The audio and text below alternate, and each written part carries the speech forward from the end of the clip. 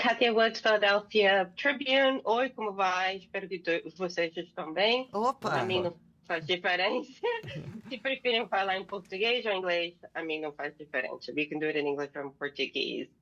But I think the studio may want us to go predominantly in Of English. course. So, se preferem, é mais fácil falar uma coisa em português, fala em português. Um, I saw the film. I am of that latter generation. I was born in 1970, so I was very, very young. And my family's from Brazil. Both of my parents are from Rio de Janeiro. And I spent summers in Brazil, and I don't remember a lot, but I remember a little bit of that time. Just the strong military presence, walking with my grandmother, her holding my hand very, very tight when we would go places. Talk a little bit about this film, although it takes place in the 70s, it is still very present about what's going on in the world. Let's start with you, Fernanda, how it is like a lot of these events are very current to what's happening today. Yes, strangely.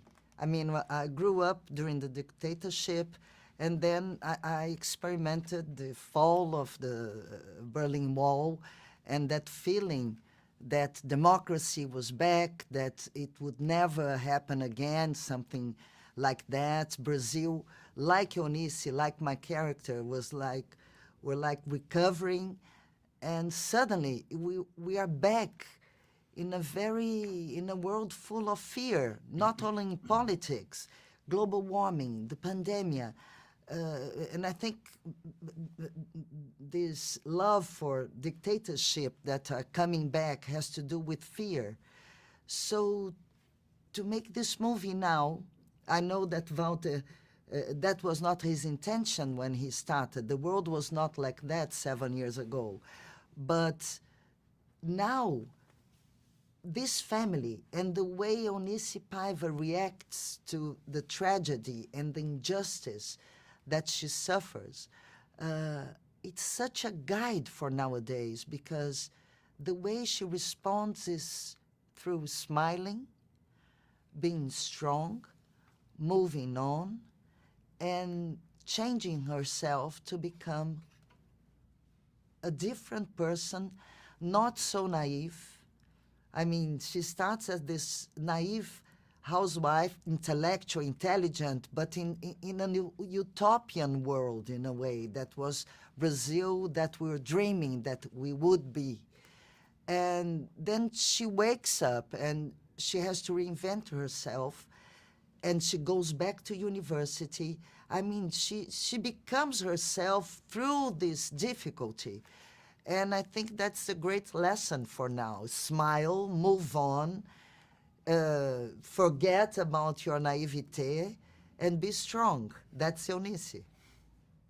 100%. Selton, you play a man who is trying to do the right thing, but we don't see the fear, you know what I mean, of what he experienced being taken, not knowing if he's going to come back to his family.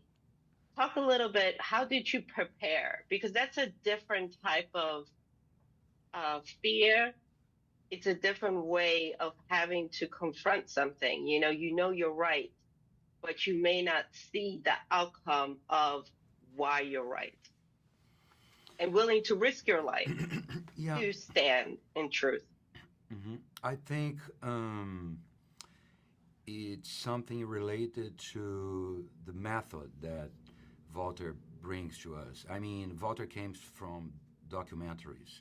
So our approach on acting in this film is very like almost non-acting, so being there. So it's a lot inside the characters.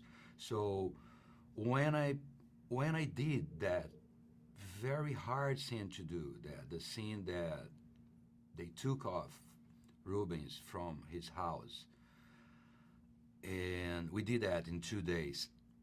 I literally I tried to avoid any kind of preparation. It's the opposite, because if I do like very concentrate, I got emotional, and then I will ruin my character in the film, etc. So I literally grabbed the kids, the young ones, and just talk about football, soccer, funny jokes, crazy things, and then okay, let's shoot, let's go. Then I'm ready because then I feel more relaxed to give the family exactly the this nature of it'll be fine. I'll just come back. I mean, with no tension. But for that, I have to be no tension for real. So it was very interesting process. I mean, and we love the kids.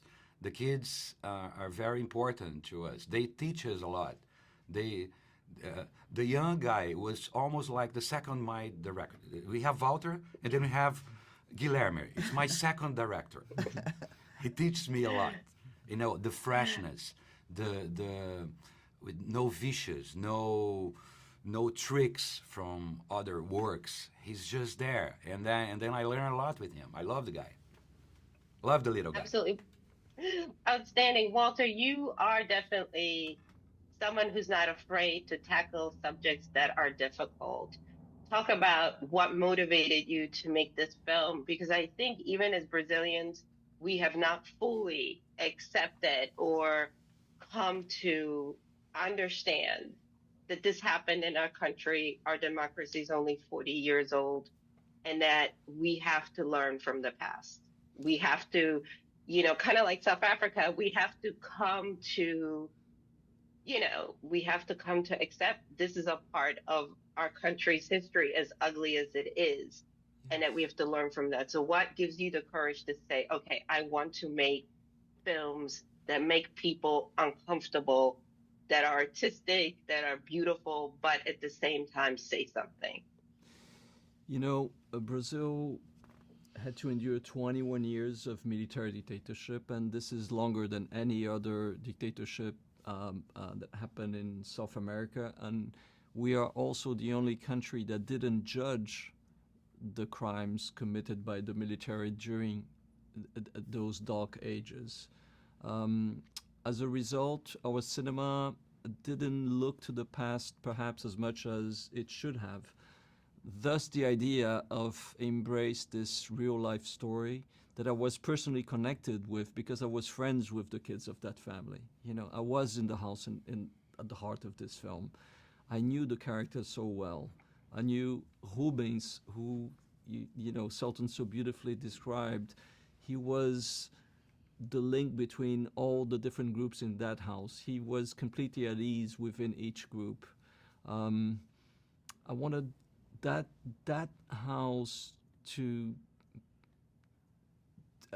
to be brought again as a place where there would be a possible a possible vision of Brazil pulsating, And for me, this was always a story about a family that was robbed of that joy that you see at the beginning of the film, and as much as a country that was robbed of that joy,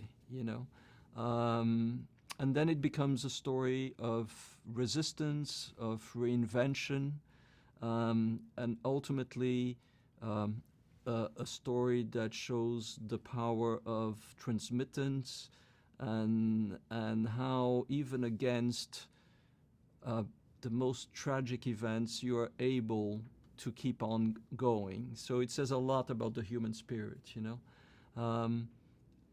So for all these reasons, I thought that the film was important, and as Fernanda said, it started as being the reflection, as it was just the desire to show a little bit who we were at a specific moment in history, and then suddenly the present catched up, and the film became a film about our past, but also about our present, and ultimately, it asked the question of who do we want to be in the future, and that's a question that now transcends Brazil.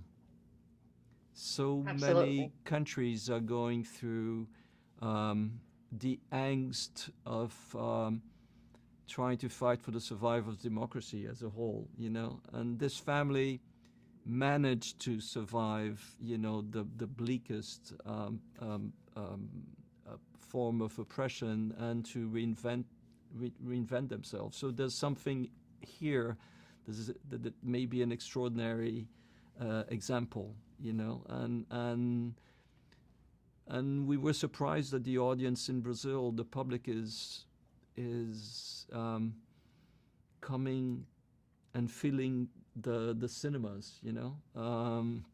The film just premiered in Brazil, and different generations are coming to the cinema, and the screens are full of people. You know, the cinemas are full of people, somehow replicating that house at the beginning of the film that was also full of people from different generations. You know, it's as if that house is now, you know, being reinvented in every single cinema screen in Brazil. So I hope that this will be a film seen not only in Brazil but in other parts of the world as well. Absolutely. Muito obrigado pelo carinho. Obrigadíssimo. E boa sorte com o seu Obrigado. espetáculo. De nada. Tchau. Tchau. Ótimo, obrigado.